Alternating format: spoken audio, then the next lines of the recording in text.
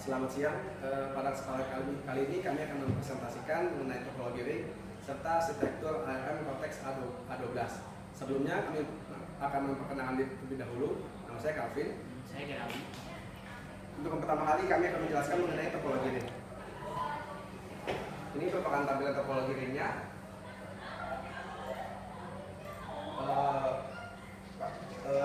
Topologi ring ini kami menggunakan styrofoam berbentuk bulat, lalu terdapat kawat serta sedotan dan menggunakan beberapa perekat. Nah, topologi ring ini merupakan sebuah bentuk topologi jaringan di mana setiap node-nya terhubung antara dua node dan lainnya hingga membentuk lingkaran dan berbentuk cincin merupakan lingkaran. Dalam topologi ring ini jumlah klien sama dengan jumlah kabel yang akan digunakan.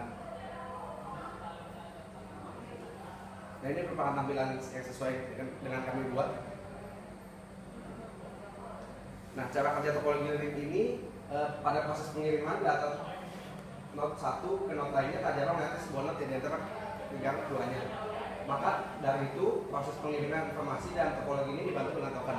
Nah, token di sini berfungsi untuk memeriksa apakah node yang dilewati memperoleh informasi yang akan dibawa oleh token. Sebelumnya ada jaringan FDDI, File Distribute Data Interface. Proses pengiriman data pada topologi ring terbatas pada satu arah. Selanjutnya merupakan karakteristik dari topologi ring ini. Yang pertama, setiap komputer atau node terhubung secara langsung satu sama lainnya. Yang kedua, proses pengiriman data pada suatu waktu hanya dapat dilakukan oleh satu node dan proses pengiriman satu jalur. Lalu jenis kabel yang umum yang digunakan yaitu UTP. Misalkan pada salah satu node berpengaruh terhadap node lainnya. Lalu kelebihan dari topologi ring ini, yang pertama mudah untuk dirancang dan diimplementasikan. Yang kedua, memiliki performa yang lebih baik daripada topologi bus, bahkan untuk aliran data yang berat sekalipun.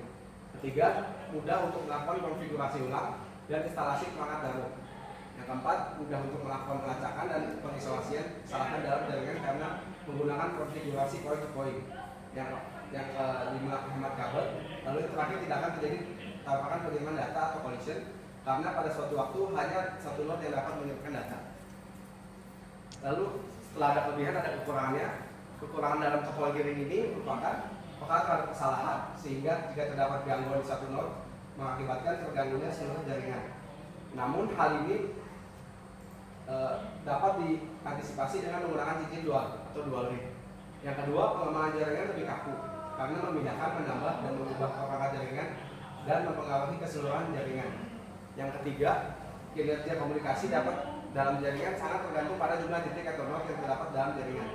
Keempat, lebih sulit untuk dikonfigurasi daripada topologi hitam. Dan yang terakhir, diperlukan penanganan dan pengelolaan khusus bandless. Lalu selanjutnya mengenai arsitektur ARM Cortex A12 akan dijelaskan oleh Geraldi. Ini adalah arsitektur dari ARM Cortex A12.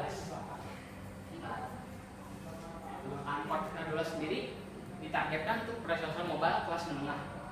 ARM ini mengklaim prosesor A12 ini memiliki efisiensi yang dimiliki pendahulunya, yaitu tipe A9, namun dengan memberikan performa yang lebih baik dari pendahulunya.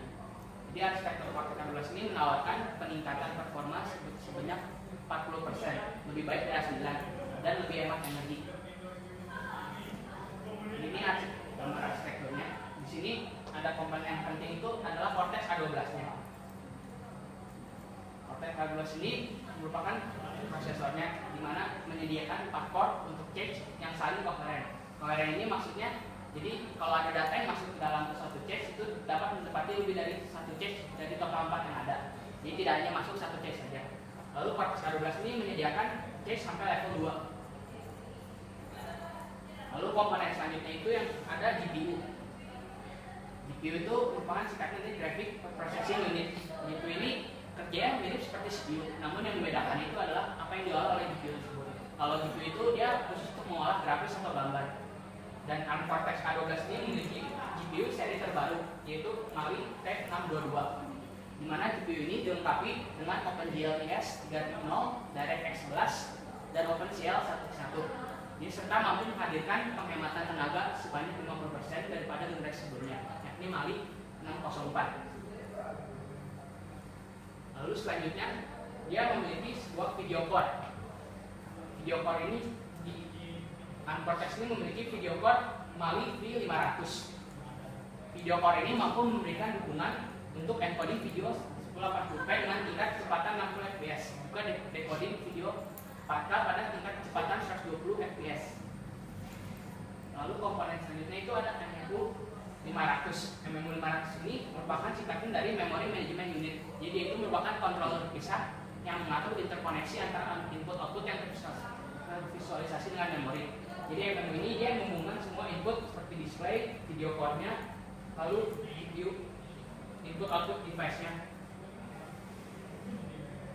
Lalu Uncortex ini juga memiliki dukungan RAM LPDDR, itu singkatan dari Low Power Double Data Rate. LPDDR ini merupakan jenis RAM DDR yang dikembangkan khusus untuk perangkat mobile. Dia mendukung sampai LPDDR3, di mana LPDDR3 ini diperkenalkan pada tahun 2012. LPDDR3 ini memiliki lebar pita dan data rate yang jauh lebih tinggi dibandingkan LPDDR2, juga memiliki efisiensi data serta memori density yang lebih tinggi. Lalu LPDDR3 ini memiliki teknologi yang tidak ada pada LPDDR2, yaitu ODT, Comment atau Address Training, Low I/O Capacity Write Leveling. Lalu ini adalah gambar dari yang kita buat. Kita menggunakan bahan stereofoam. Lalu kita melapisi dengan kertas warna dan dengan bahan dasar buat triplek. Sekian presentasi dari kami.